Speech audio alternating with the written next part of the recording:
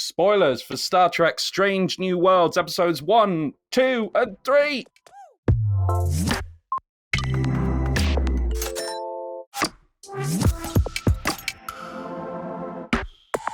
YouTube, the final frontier.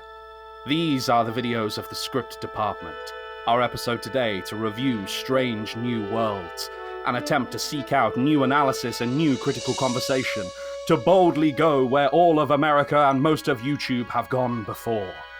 That's right, guys. Today, we are reviewing Star Trek Strange New Worlds, late to the UK because of Paramount Plus, but we are here, we have arrived. And I, Brad, honestly don't think I've ever risen higher with one of my intros. Would you agree? I think you have broken the mold there, Marcus. I think it's only downhill from here on in with our intros. That is it. This is our good day. This is our good day. This is a good day, as Worf would say. Today is a good day to die, but today is a good day to intro. I don't know. Whatever. Yes. Hi, Brad. Welcome, welcome as we review Star Trek Strange New Worlds. But before we get into it, guys, don't forget to pop over to the Script Department website, have a look at what our global network of very exciting screenwriters are up to over there, and double back, have a look on some of our episodes on YouTube, Spotify, Apple Music, wherever you get your stuff. There's loads of really fun stuff on there. You can check out Brad and I geeking out about Star Trek a little while ago, and there'll be more where that came from, I have no doubt. But for now, Brad, it's here. We made it. It's so exciting. Star Trek Strange New Worlds episodes 1, 2, and 3 premiering on Paramount Plus in the UK. Isn't it good? It's so great. It's good. It is good.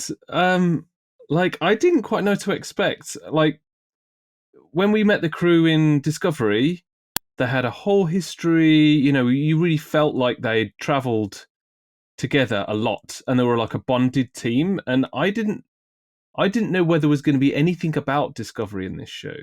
I tried to avoid anything up ahead of time, but I didn't know if we were just going to jump into, here they are, planet hopping, looking at green people, and doing whatever they're going to do. And they did. It's like it's just straight from his trauma of the last series was in Discovery. Yeah, that was series 2, I think, wasn't it, of Discovery? Series 2, yeah, before they disappeared into the future.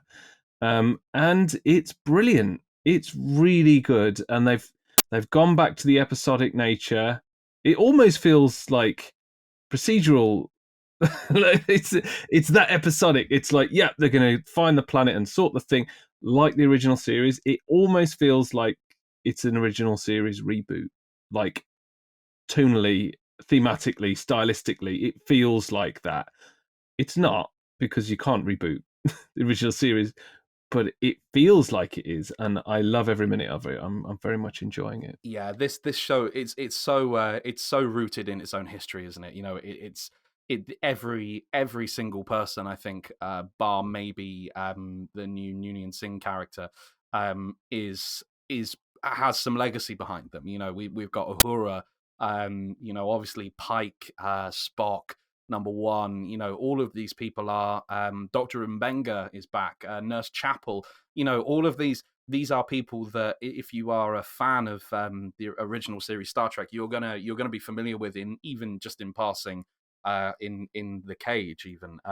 So it's so aware of its own past, and it's so aware of the fact that tonally it's aware of what has come before, both in the context of within the world of the show. It knows what's happening and what's going to happen afterwards, but also I think within the context of television as well. I think it's trying to sit neatly within that world of the original series, and I think it does a really good job of actually representing in a dialogue sort of way. There's a little bit of banter back and forth in the first episode. Pike, Spock says something like, Captain, there's this thing going on over here. And Pike says, oh, I'm all ears. And he looks at him. He does that Nimoy look. He does that Nimoy look, and he's like, figure of speech. Yeah. I think it does a really good job of walking the line between the old and the new. And it's interesting that you mentioned Discovery, because I was the same. I didn't know, because this is, to be clear, this comes as much from Discovery as it does from the original series and from the cage and all of this. It has a lot of kind of parents, I suppose, in that sense. And I think they tackle that really well. I think they make a big point in that first episode of say the whole thing kind of is based around the aftermath of that, the technology and getting down to the planet, that new planet, and the problems that have come from that is a direct result of series 2 finale, and what they did in Discovery Going to the Future. So I think it's a good they've made a point there. They've gone, we are in this same world, we're in the same universe, this happened the same way. We are affected still by this, and on we will forge with that in mind. I think it's a lovely tone they strike there. Yeah, I think there's we've just come off the back of Obi-Wan, and we were wondering how they were going to keep all those plates spinning and not retcon anything. And this, it feels immediate that we know they're not going to do that. We can see they're paying complete homage to everything, and they're trying to really be respectful about the characters, their history. And even with let's call her Chekhov's Noonien Singh, like even with that, it's like, ooh, what's this going to be about? This is great. I mean, I loved again, spoilers for the Star Trek films, but I loved the second Kelvin film. So what was it? Into Darkness. Yeah. And he was Khan immediately. We knew he was definitely Khan. I saw that in Leicester Square with a bunch of film guys, and they were like, I think he might be Khan. It was like, yeah, I think this guy's Khan. And then you get it, and it's like, oh, he's Khan. Great. But that was like a weird... we were just seeing a storyline of something we've seen before, right? And this is fitting around that, and I like what they're doing with it. It feels exciting, respectful, and new ground at the same time. I think with a show that's how old now, 60 years old or something. Yeah, coming up on 60 years. Yeah, it's like, again, there is a lot of things when you're in this area in between other properties, there are a lot of missteps you can take. Well, I say in between, it's almost like the ultimate prequel, isn't it? I know Discovery was, but now they're way ahead. Like, what? Who's first? I don't understand.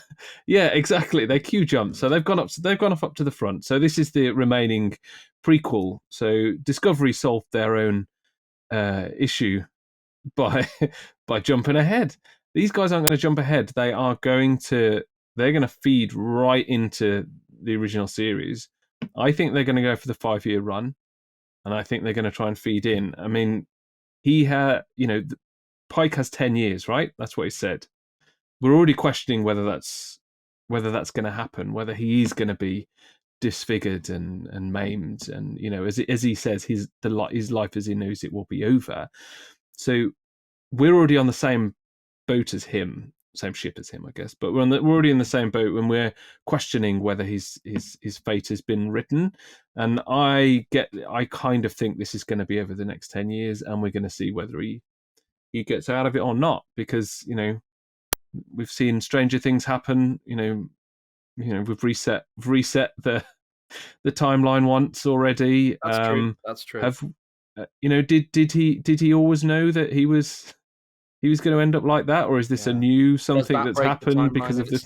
Yeah. Discovery could have broke it a lot. Yeah. They could have really broken it. Yeah. So it's so like how do we know this is the same timeline that's leading into the original series? Exactly. That's so true.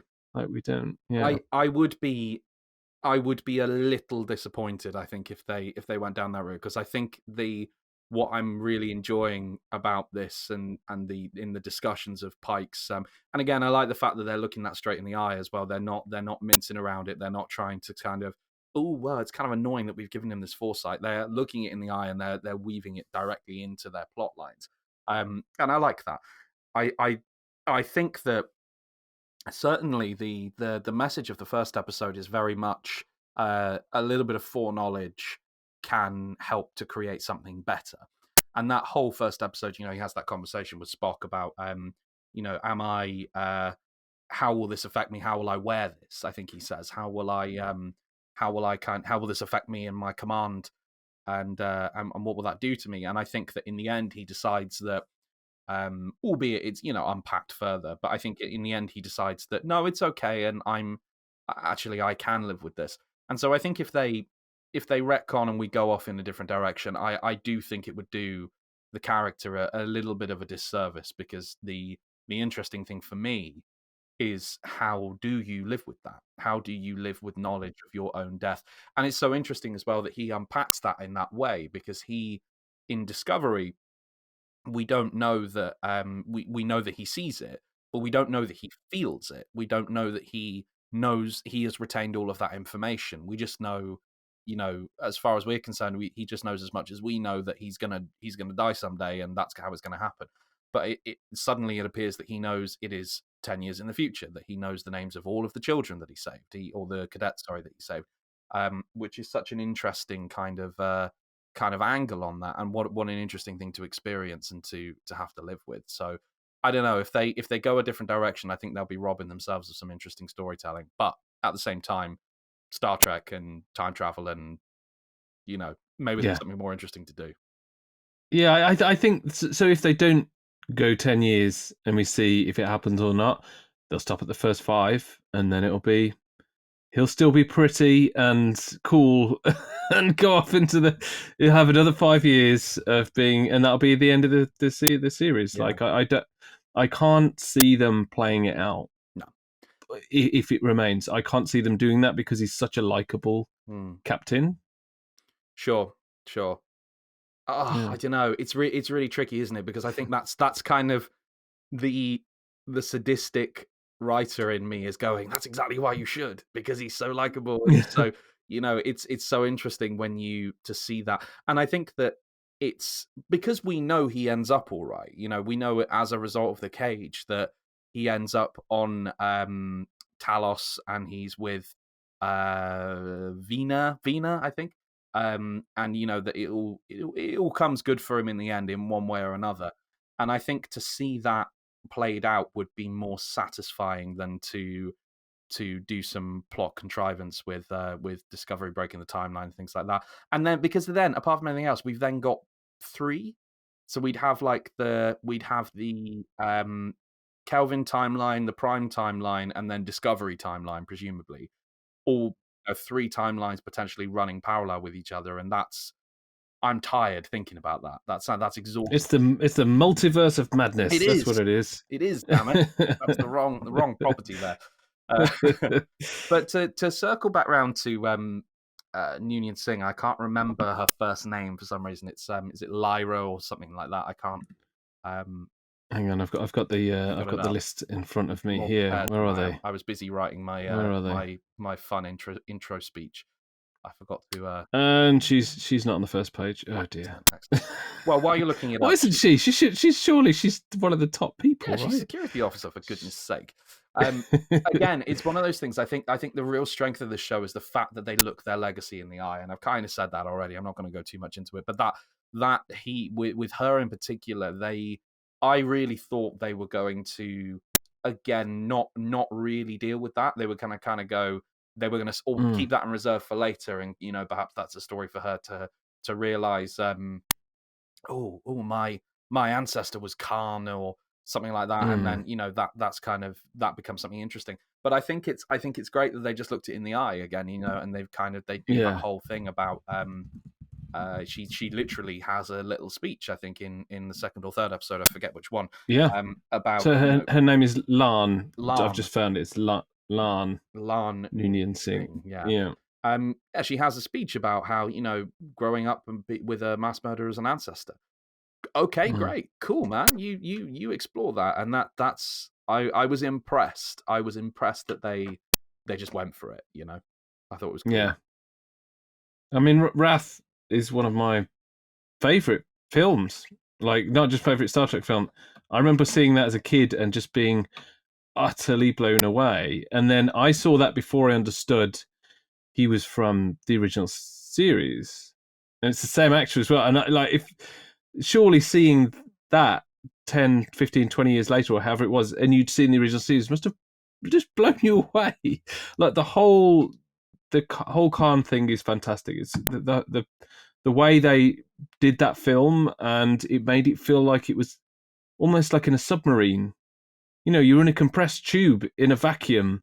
I know you're not in a vacuum in a submarine, but you know, you're in a compressed tube and you can't go outside, and it's dangerous and deadly, and you're torpedoing each other, and it was brilliant. So I think there's a legacy. Yeah, I was going to say I think there's a legacy there that's just, it can be so rich to find out what and how she relates, what it is and how she relates to Yeah, Khan, basically. yeah, for sure. And Because he's not due for a little while yet, not like another 40 or 50 years, isn't it, or something? no, it's probably only Or 30 years. Yeah, no, not even that. I mean, for Khan in the original series, it's probably only 12, 13 years away. I would have thought, because if Kirk takes over in 10 years from, does Kirk take over in 10 years from Pike, or is it... I don't know, because his dad's there, right? And it's Oh, how yeah. old's his dad? Yeah, his dad's looking very I young. don't. That's. I'm a little bit confused about that bit. I haven't been a good Trekkie up to that point. I haven't Googled the timeline and the age and everything. But you know, I guess there's a little wiggle room in there. How old's that guy? He could be 40. He could maybe. be, I suppose. Yeah, but he's also left. Could be 40. Lieutenant. It's American. Lieutenant Kirk, isn't he? So I suppose he's on his way up the thing. He's on his way up, I suppose. Yeah. But he's not. I don't know. We need to. There'll be a lovely graphic somewhere knocking around of that timeline. And for the record, we're gonna be covering Star Trek II: The Wrath of Khan in a Screenwriters Rewatch episode, I think, next week. So get your ears out, Brad. We're gonna we'll crack onto that. So it might be fun to to actually revisit that original series episode and then watch The Wrath of Khan. And we'll do a kind of double yeah. Double whammy. But that's for later. But no, I think that it's a great thing there, and what they're going to do with her character is very interesting, because she does stand apart from the rest of the crew. I think in a lot of ways she doesn't really she doesn't fit with this quite optimistic attitude, and actually on that point, I struggle a little bit with Discovery, because it's quite almost saccharine in its optimism. It's so sickly sweet. You know, the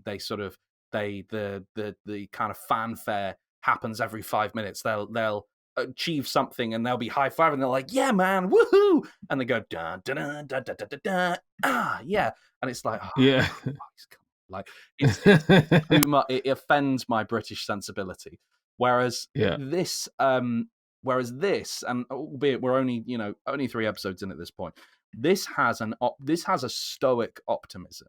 I think it's having fun, and it's enjoying the fact that it's optimistic, and it's enjoying the fact that it's sort of how wonderful to be running around space in Star Trek Enterprise, and it has that element of that original series, but it doesn't lean into that optimism in the slightly more, I would say personally, cringy way that I find Discovery does. And I think that's a good choice. I think it's a more professional ship, I think, than Discovery is. Would you agree? I think so. But for me, the weird saccharine, toothy grin thing with Discovery only happened in season 3. Yeah, that's true. For me, the first 2 seasons were quite serious, and it was a real departure, and there was swearing and much more death, and I was like, oh wow, they've taken a different approach to this. So that part of season 3 of Discovery for me was a bit like, oh, a bit jarring. Yeah, you didn't have to, but I mean, maybe they did. I don't know, but there's an original series optimism here. You know, they're very thoughtful about their place in the universe and things like that. They're still relatively new to the stars. Is it 23rd century? Yeah, I think so. I forget the timeline again. Yeah. So it's relatively new, and I like that they're still linked to the 21st century. They've mentioned it a number of times, and it was obviously, we saw in First Contact there, so they spoke about World War III, but it was very little. But there's been World War III, and there's some bombs left, and we're going to use a rocket to go into space to do First Contact. Great. Yeah. but there was a lack. There was something lack there. It's like, well, what happened? How did it happen? Everyone just bombed each other. But this goes into it, and it's terrifying that they used those polarized images of the two side political spectrums, like protesting, and it feels like it's now. It's like, oh, okay, we're the slate that's going to be wiped clean, so we can do this. Okay, cool.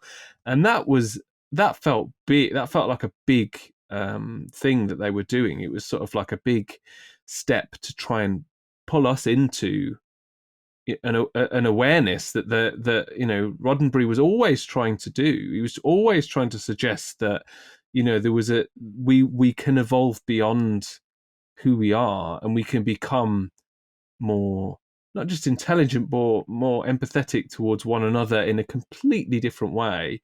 And they're trying to hit that, and I think they are. It feels like they're pulling us into it and saying, look, you're part of this too. If this is going to happen to humanity, and we do get outside of Fermi's paradox and we get into space, great, you can be part of that too. Fair enough, you might die in a nuclear holocaust, but other than that, sure, they're going to draw us in. Happy But I like that. I think that was a brave move for them to do that. I agree. I think it was perhaps I think you could make an argument it was a little bit on the nose, but I think that Star Trek is allowed to be a little bit on the nose. I didn't hate the fact that it was obvious in what it was saying, because I think it's a really, especially at the moment where in this extremely polarized world in which we live, I think that this is this is kind of what science fiction's for, I think, and certainly science fiction like this, when you go into the future, and you mentioned Roddenberry directly there, that's exactly what he was trying to do.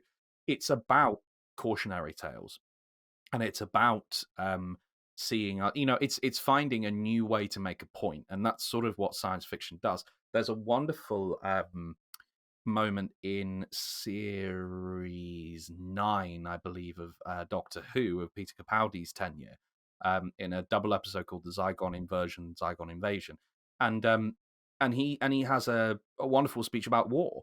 And in any other, and it's on the nose, and it's it's very clear what he's doing, and I suggest anybody go look that up at the moment, because it is, and alongside that that speech of Pike's in this series as well.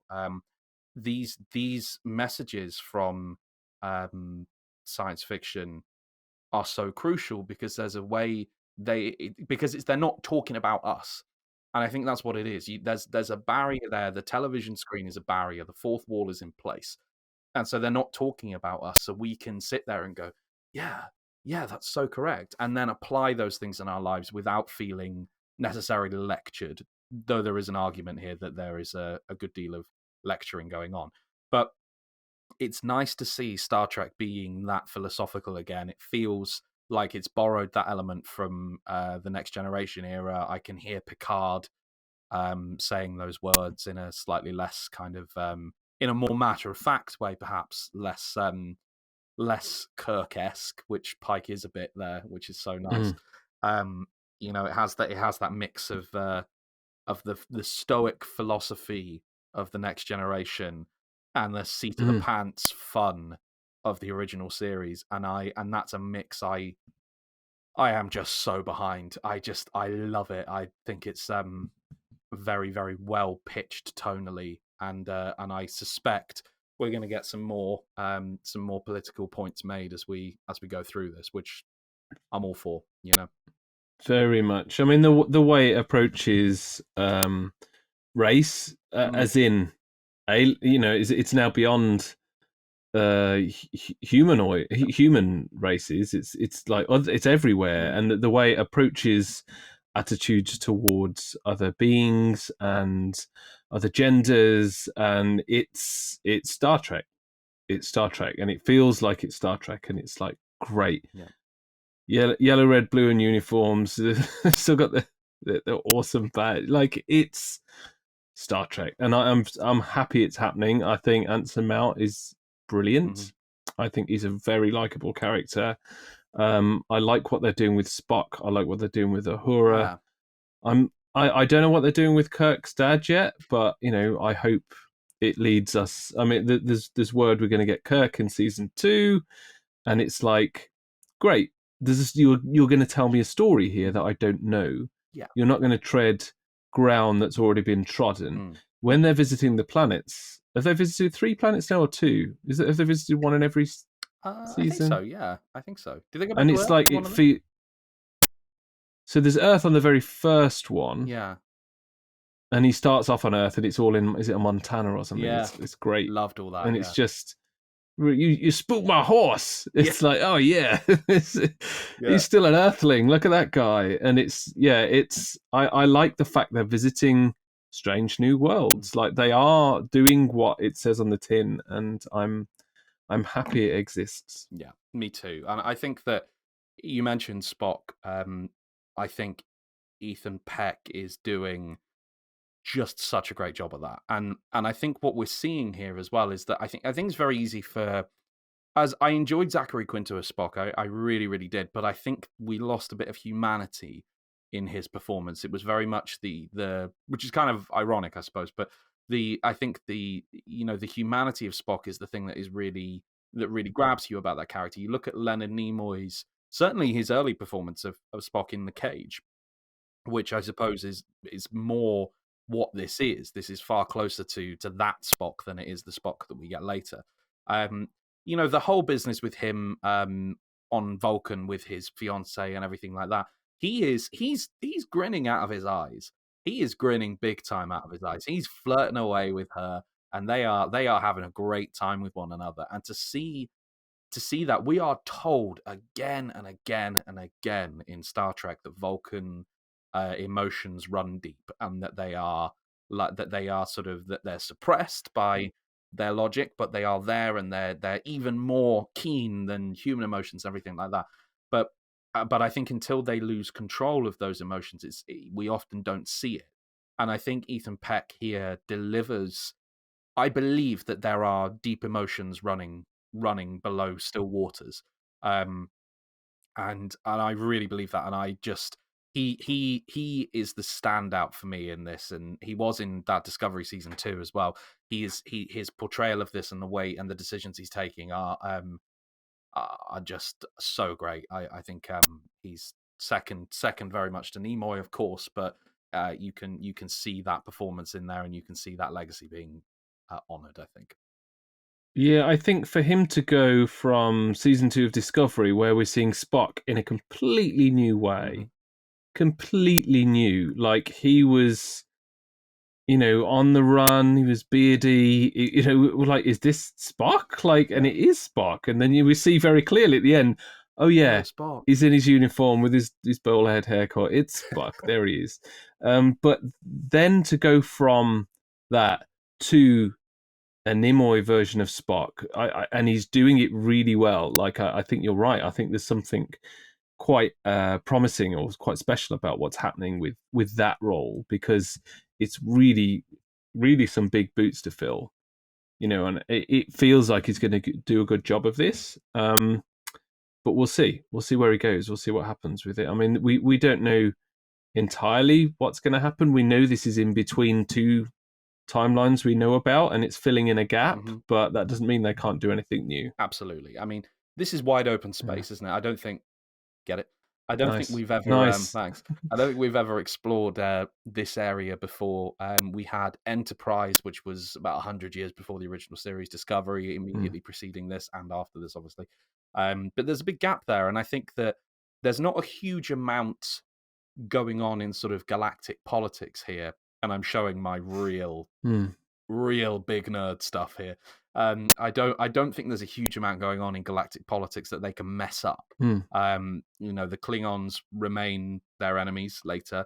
The Romulans show up during TOS, so I think they could probably have a run-in with them, and it wouldn't be the end of the world, but I suspect they'll probably leave them well enough alone. In fact, no, because Spock, I believe in the original series, doesn't recognize the Romulans, or doesn't know immediately that they are who they are. So actually, they probably can't touch Romulans. But there's a lot of fertile ground that they can cover here. And honestly, if they're dancing around visiting the titular strange new worlds and just getting up to nonsense, then that's all right by me. that's all right. Yeah, I mean, I'm kind of praying that we get the Gorn, the giant Mm. lizard man that Kirk Yeah. fights with a rock for like an hour. Well, they've kind of I set want to that see up, that, but haven't I want that back. I want that back. I they? want Yeah. the Gorn back. I need that in my life. We all need a bit of Gorn in our lives.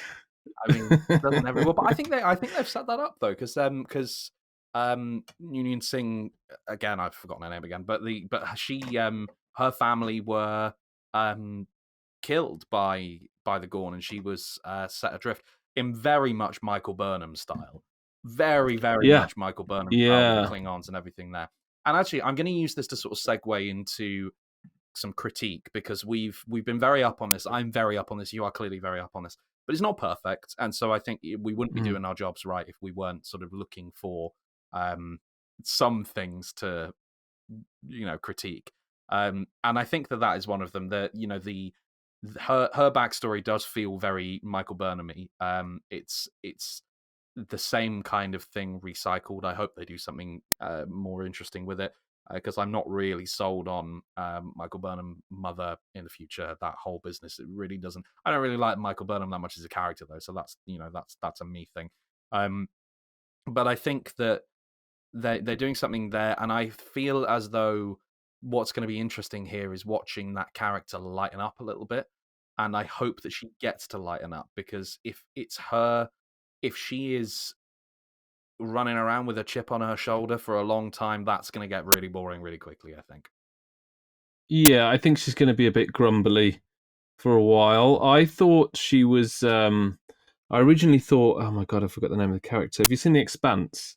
Not enough of it. Not enough of it. There's a character in that who's like the leader of the rebellion at one point, and I thought it was her. Oh, okay. And I was like, oh no, it's not her. I was like, oh, but she's just like her. She's really grumbly, and I think the same as you. I hope that we find a depth in that rather than an annoyance, because it could just get, Anakin Skywalker level whiny. Like we don't necessarily want just, oh, I'm like the emo security officer. We do want something behind what's going on here, right? We don't just want her to be disappointed because just be like, well, get off the ship then. Yeah, exactly. Like Uhura went through a recruitment of over a few thousand people. Like, why are you so miserable? Yeah, you stumbled in here, like, yeah. Yeah. And talking about like critiques, I think the number one, is it Illyrian that she is? This was my next point as well. I wasn't so sure about that. Again, we don't know where. We've just found this out. We don't know where it's going. But I don't know. It felt a bit, because she was just, when we met her in Discovery, she was just like a really amazing character, right? High achiever, absolutely nails. Doesn't hesitate. Everything you'd want in a number one or a captain or beyond, right? So she's great. But now I don't know. Is it weird they've made the strong female character a superhuman or a genetically engineered? I think it's so. like, oh, the only way she could be better than a man is that she's genetically engineered. I don't know. I like it. I like the fact that she is something, but I don't know. It felt a little bit weird to me. I don't know if it was. I'm inclined to agree with you. I think there are some troubling undertones there. And I think the way it was revealed as well was very just sort of, Captain, I'm an Illyrian. Oh, okay. What? Yeah. Hang on. What? It just came out of nowhere. And I think also very early in the series run as well. Episode 3, and that seems like the sort of thing I want to get to know a character a little bit. So because there's shades of Julian Bashir in this, and DS9, the reveal that he has been genetically engineered, which is a similar issue because he is a person of color, and the only way a person of color could be that good as a white guy, blah blah blah blah blah. I'm not going to go down that route with DS9 because I don't think that's what that is, but there is, there is a reading there. Yeah.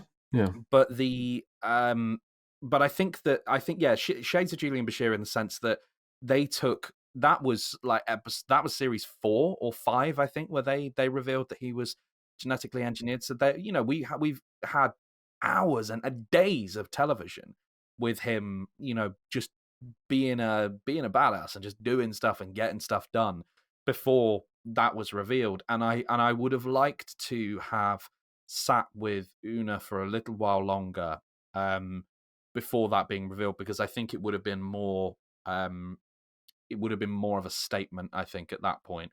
But who knows? We're only 3 episodes into the season. It might be, maybe there's more to come. Maybe there's a lot more they want to unpack. It is, of course, I suppose, to fight the other angle on that decision, is that the whole thing with that is it's a race thing, isn't it? Because the genetically enhanced people are banned within the Federation. So there's kind of a race thing. There's a segregation thing going on there. So there's elements of that you could explore, and it'll be interesting given Lyra. Sorry, I've forgotten her name again. That's terrible. But Lan, I think Lan, it is. Is sorry. it Lan? Lan, given Lan's background and the fact that her ancestor was Khan, they explore that a little bit. Lan and Khan. Lan and Khan. Oh my god! Jeez, who knew? We didn't spot that. Wow, it's like they thought about it. Poor woman, though. I mean, whose parents are naming you something that rhymes with Khan if that's your last name? So upsetting. But yeah, they explore that a little bit, but I think there's more to come there, which will be interesting. So I mean, even it's a tricky thing. It's a shame that maybe that's the way they chose to go in some respects, but also there's a race element there that could be well explored, and again explored in the science fiction way that we were discussing moments ago. So I don't know. I feel torn. Whereas like Uhura, like she's just badass, like straight off out of the gate. Like she doesn't even know if she should be there, and she beat all of those other, potential candidates for the role, and she's great. She's really good, and they are looking at her African roots, and it's great. Like I like that. We've not really seen that in Star Trek. No, not in not much. I mean, I know Chakotay in Voyager had got a thing going on, but it's always felt like an alien thing or even an android thing when we look at heritage and religion and and it's always been quite all of these things. Well. There, the whole Chakotay in Voyager and his kind of Native American heritage. That was occasionally not done very sensitively, and there are other examples in there where there was a pretty horrendous episode of the original series, I think, that dressed people up in tribal clothing, and maybe in the Next Generation, actually I can't remember which one now, but again, nope, that's not good. So it would be nice to see Star Trek actually deal with that properly, and to have that an exploration of a character's heritage done in a decent way, for sure. Yeah, I think so. I mean, we're looking at all the stuff from 60s, 70s, 80s and beyond, really, and saying, wow, that didn't handle that very well. But that doesn't mean that you need to get rid of the whole thing. Like, that's all. Like, it's kind of like it's almost like it's a journey for like a property like this that's 50, 60 years old, and it has evolved over time, and we can see that. And I think this obviously being the most recent iteration of the original mold, we can see how far it's come, and it's quite nice to see that. I mean, we've still got, as we've mentioned, like there is a slightly weird thing with gender where it's the two females who are strong are either related to a tyrant or genetically modified. Sure. But they have come a long way. I mean, 60 years, so it's been a long time, but they have come a long way. No, they have, for sure. The last thing I'll say, being critical, is just in the design, I think, of the bridge of the Enterprise. The original series design is iconic. The Next Generation bridge is iconic. The you look at even I would argue Voyager, the Control Deck at DS9, things like that. I don't think they've got any of the bridges quite right. since since in this modern era. Discovery is so. It's fine. It's a nice looking bridge, and we sit there and we understand it's Discovery, and that's its own thing. That's fine. But I think that this one, they are not close enough to that original, I don't think, to kind of to make that work for me. And I just didn't. I love a lot of the design of this show. I love that there's some very deliberate kind of stylized things. Pike's hair, Spock's sideburns, the the very, very tight uniforms, and that beautifully uncreased, and the slight redesign of the exterior. I think there's a lot of really great stylized stuff going on here that works so well, and kind of moves between the original and the new in a really beautiful way. But that bridge, man, I just don't feel the longing to go back there in the way I do with others, Yeah, I think it's interesting because if you were to just take the set apart, and the general layout and the colours and not necessarily the screens, but it does look like the same bridge, right? But they've modernized it in a way that feels more like the Abrams style bridge, and I think it's lost a bit of its personality. But if they were standing there on the original series bridge, we'd be like, "What? Yeah. Oh yeah, of course. Why have they done that? Look, it looks like it's a cardboard wall at the back with a CRT television in it." Yeah. Like it would have a weird thing. But yeah, I don't feel I've seen enough of the bridge yet. It's all been quite quick action close-ups. I don't feel I've seen enough wides of the bridge as we got in the original series with the camera on a dolly, like, and they're walking through. Yeah. Exactly. And it was evidently a set, but yeah, I don't think we've seen enough of that bridge yet. But yeah, I know what you mean, where it's lost a little bit of the original charm. Yeah. But at least they kept the red, right? At least they kept the red. kept that red lift. What is it? Giorgio in Discovery walks on there and she's like, "Orange, really?" Love it. I don't really like Giorgio that much of a character, but I like that very much. And finally, there's some lovely references in here that I just noted down. The USS Archer, for example. There's a shuttle called Stamets, which I thought was really great. The Stamets shuttle, yeah. Love that. Robert April. A little bit of backlash around that casting, unsurprisingly. Rolling of the eyes there, but great to see Robert April finally brought to life on screen. The proper first ever captain of the Enterprise. Love that. That was cool. The Pike making the omelet at the beginning in that house and everything is just a wonderful callback to Shatner and Generations. Yeah, loved that. There's some great stuff. Oh, and the whole Lieutenant Kirk kind of thread is just in that first episode is so great. The way they just like, oh yes, Kirk's on his way up. Oh, Kirk's on his way up. Oh, that's so great. It's a great misdirect, and then he arrives and is. So is there a? He says, "I'm starting to like the moustache," and he goes, "You should try one yourself." Is that an in joke, or is it? Is there a joke there? Does Spock has the moustache in the Mirror Universe, doesn't he? Is it the evil moustache, or is it an evil beard or something like that? But it's Pike that's saying it to him. He's saying, "I'm kind of liking the moustache," and he says, "You should try one yourself." For me, I was like, "Oh, he must grow one in the future," but I don't think he does. I can't remember him having a moustache in any of the future versions. It's quite weird. Yeah, I didn't really get that joke. Maybe we're gonna get Mustachio Pike later on. Yeah, but I mean, Kirk's a bit of a loose cannon. He is. Okay, definitely don't touch it. No, don't go anywhere near the alien egg on the asteroid with truck. No, don't touch it. Step back. Okay, he's dead now. He died. We need to we need to defibrillate him. What is he doing? Why is he there?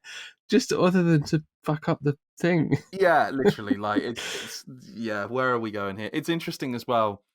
It's interesting that Kirk's dad looks to be pretty much the same age as Uhura, and yes, and that's interesting. I would have put Kirk's dad as being more Pike's age, had I not known Had I not known that that was Kirk's dad, then I wouldn't have put that together. In fact, when he walked out, I thought, "Oh, is this like Kirk's cousin we've never heard of before, or something like that?" Like, Yeah. you know, I think he's in his 30s or 40s, right? I think, or if not 40s, they've just picked a youthful-looking dude. Like, they could have picked an older-looking dude, right? yeah, Because I'm almost certain Uhura's in her 20s in this because she's a cadet, right? yeah, So, must be. the character of Uhura is 20, if not younger, and it's I think I know what you're saying though. Like Kirk and Uhura are a similar age. It's like, well, how's this going to work out? Like, is Kirk already 20? Like, what's going on here? It's a strange thing, but again, hopefully, I don't know. Maybe we'll get there.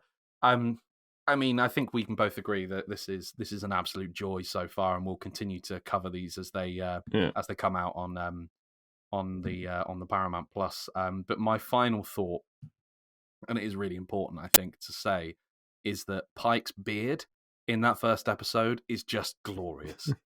It's amazing, isn't it? What a wonderful, great big thing! Oh man, it's not even that tidy. It's just like a beautiful beard. It's just... yeah, just a beautiful beard, man. Yeah, nice one. Thank you, Brad. I'll cool. catch you. I'll catch you next time for some more of these as we go through. And everybody else, feel free, pop over, see some more of these previous conversations. We've got loads of them. We mentioned Obi-Wan earlier on. We've got a bunch of them about that. If you like your Star Wars stuff, there's loads of Star Wars content. So check it out. Go find out. And until next time, live long and prosper.